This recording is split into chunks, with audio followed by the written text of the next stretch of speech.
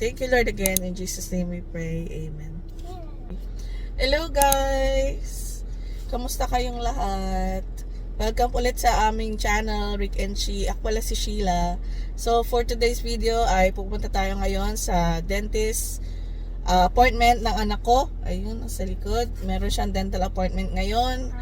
At hindi siya pumasok sa school. Kasi wala kasing ibang araw na available. Hindi sila open ng Saturday, Sunday. And sa hapon naman, late na rin, 3:30. Kaso nasa school pa, hindi kami aabot kasi medyo malayo dito yung dental clinic niya. So, tumawag muna ako sa school. Sinabi ko na hindi siya makakapasok sa school ngayon dahil nga meron kami appointment sa dentist. Yun, naiintindihan naman nila, so wala namang problema. And hindi naman everyday absent yung bata, so okay lang naman yan. At saka enjoy naman siya pag walang pasok. You don't have school? Yes. Yun guys, so see you guys later again.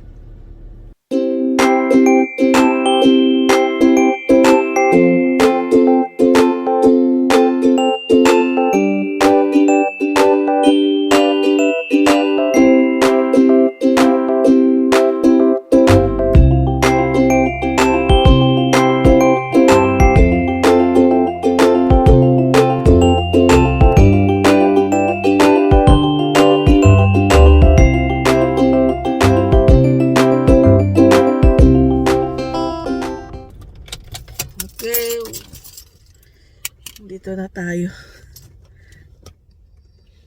Ayan guys, so nandito na kami sa dental clinic. So, see you later. Let's go showman.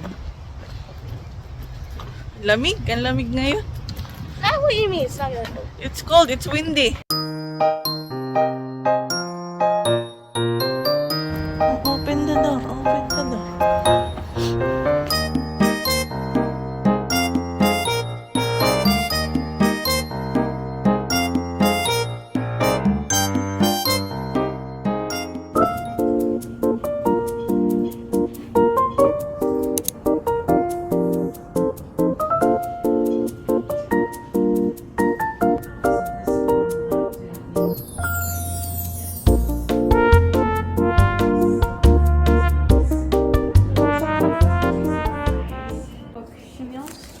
Yes.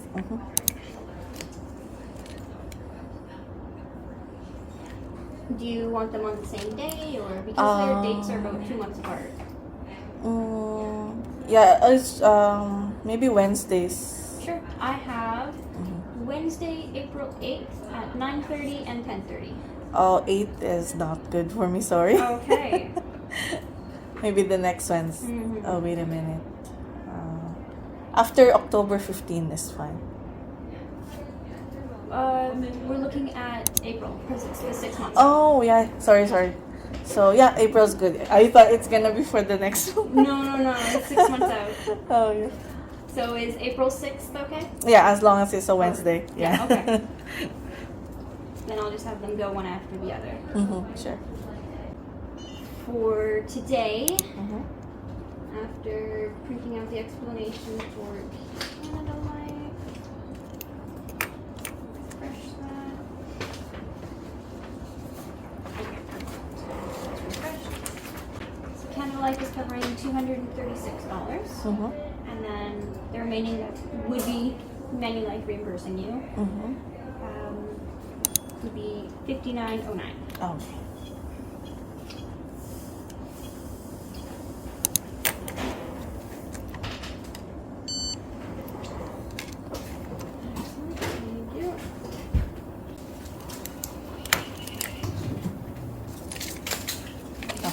Also email you a copy of your receipt, and at the bottom will have their next appointment. Oh, okay. Thank you very much. Everything good? Yeah. How about you? Thank you. Good. Yeah. Yeah. So, Already heading into summer. I know. So fast. 2 months and then, Summer. I know. And it's getting colder and colder. And it gets dark soon. It looks pretty windy out there. Yeah. Hope it doesn't rain. Yeah. Yeah. Okay. See you. Bye.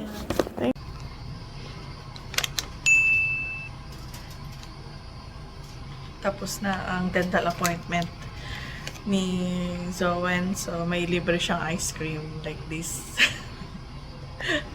Nag-washroom lang siya and then uwi na kami. How is your dental appointment? Good. Good? You like it? That's pretty cool.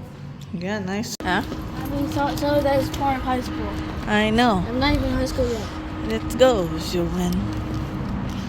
Yan guys, so uwi na kami. Tapos na yung appointment ni Zoen.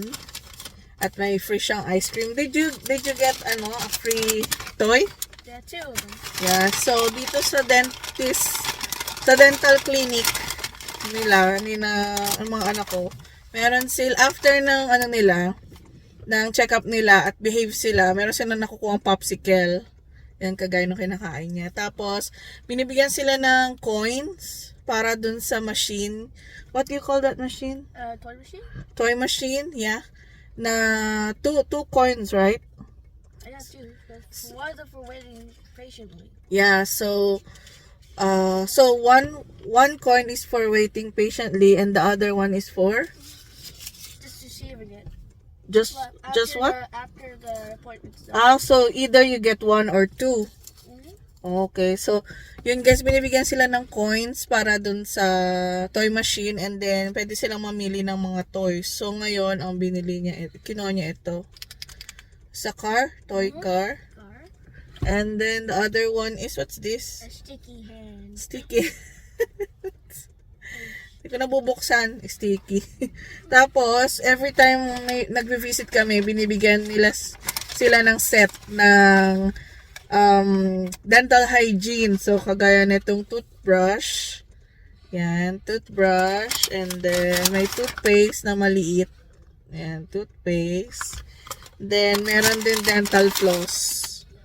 Yan. So, marami na kaming ipon ng mga dental floss, toothbrushes, at saka ng toothpaste. So, hindi na kami bumibili ng mga toothbrush nila, toothpaste, yan, tsaka dental floss. Kasi nga, every time magpapa-check up kami, meron kaming free.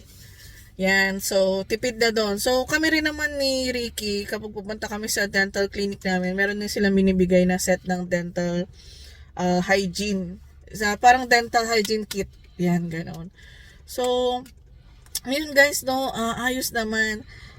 Actually, wala dapat akong babayaran ngayon sa dental appointment niya. So, usually kasi hindi kami nagbabayad. Dahil, hindi ibig sabihin na free yung dental, niya, na free yung dental check-up niya. Actually, may bayad yun. Hindi siya kasama dun sa healthcare benefit ng Canada. Yun, di ba yung free doctor's check-up. So, hindi kasama yung dental, vision, sa salamin, and sa eye check-up, hindi kasama sa teeth, dental check-up, hindi kasama. Ano pa ba yung hindi kasama? So, yun yung hindi kasama. Pero buti na lang, meron kaming benefits sa work. So, yung insurance namin sa work ni Ricky. So, ayun nga, no. Hindi ako makapag-focus kasi ito si laro sa likod. Tapos, ayun nga. So, buti na lang meron kaming mga benefits sa work. Kasi kung wala kaming benefits sa work, ay kailangan namin bayaran yung mga dental appointment, yung mga procedures, kagaya ng pag-feel, yung feelings sa ngipin, ganyan. Ayun nga guys, no. So, kung wala kaming insurance benefits, yung galing sa work, kailangan namin bayaran out from our own pockets yung bayad sa dental check-up nila, tsaka yung sa pagpapapasta nila, ganyan, papa-x-ray, kung ano-ano pa yun. So, buti na lang meron kaming insurance from work and then yun yung nagbabayad ng insurance namin. So, halimbawa sa akin, kunyari, ang bill is $500. So, ang babayaran ng insurance ko, example, kasi ako yung main na insurance. Kasi ako yung, based kasi sa birthday, sa month ng birthday. So, ako kasi March. Si Ricky kasi October ang birthday niya. So, mauna yung insurance ko muna na kaltasan nila. So, example, 500. Binayaran ng insurance ko 300. So, yung matitira kay Ricky, doon na lang nila ikakaltas sa insurance niya. So, zero na yung babayaran namin. Pero ngayon kasi ang nangyari is may strike yung Canada Post ulit. So, affected yung mga cheque na pinapadala kasi through mail. So, yung kay Ricky na insurance, so Manulife kasi yung kay Ricky, is binabayaran nila yung dental clinic through cheque. Kaso wala ngang Canada Post, kaya ang nangyari is hindi nila matatanggap yung cheque. So, ang ginawa nung dental clinic, ang sinabi nila sa akin na pwede bang bayaran ko yung part na babayaran dapat yung Manulife, kung ano yung matitira dun sa bill. So, ang bill siguro nasa almost 300. Tapos, buti na lang yung sa akin na Canada Life na insurance, binayaran na niya yung 250. So, ang binayaran ko na lang from my own pocket is $50. So, mga 50-59, ganyan. So, buti na lang hindi ganun kalaki, natakot ako kasi mamaya mga nasa 100, 200 So, buti na lang nasa $60-50 lang yung binayaran ko. Tapos, yung binayaran ko na yun, babayaran naman sa amin ng Manulife. So, ida-direct deposit na lang yun dun sa bank account ni Ricky, yung $59 na binayaran ko. So, bawi pa rin, di ba? So, yun guys, buti na lang din. At thankful kami, may mga work insurance, benefit insurance kami sa work. Para at least din na namin aalalahanin yung pagpambayad ng mga dental check-ups, pagpambayad ng mga eye check-ups, pagpapapasta, pagpapalinis, pagpapa-x-ray. Kasi ang mahal guys. Especially yung mga x-ray, ang mamahal niyang mga yan. Tapos nagkaroon siya ng hindi naman root canal na surgery before. Ito si Zoe, tsaka yung isa rin, namin, panganay. So, umabot yun ng $3,000 guys. $3,000. Imagine, saan namin kukunin yun dahil wala naman kaming ganong extrang pera para pambayad dun sa mga pambayad dun sa mga surgery na yun. So, buti na lang talaga meron kaming insurance. So, nagbayad pa rin naman kami sa 3,000 na yun, pero 500 na lang yung binayaran namin. 'Di ba? So, napakalaking tulong nung benefit insurance sa namin, sa amin. Sobrang ganda ng talaga ng benefit. So, tawag dito. So, buti na lang talaga. Thankful kami. So, yun lang guys. Hanggang dito na lang yung video namin. And thank you po sa panonood sa amin. And if ever you enjoy watching this video po, please po, pa-like po, pa-share, pa-comment, and pa-subscribe. So, thank you again guys. See you again next time. Bye-bye. God bless.